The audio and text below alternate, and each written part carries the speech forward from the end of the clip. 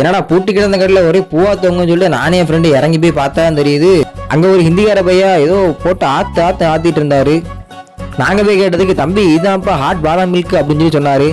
நாங்களும் போயிட்டு ஆனால் ஆளுக்கு ஒரு கேஸை போட்டு கொடுங்கண்ணே அப்படின்னு சொல்லிட்டு வாங்கிட்டோம்.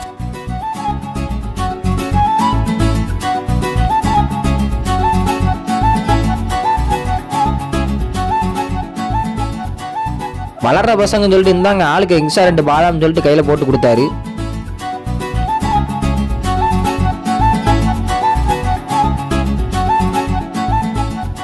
அதை கையில் வாங்கி குடிச்சு பார்த்தா டேஸ்ட்டு திக்காகவும் கிக்காகவும் இருந்துச்சு ஃப்ரெண்ட்ஸ்.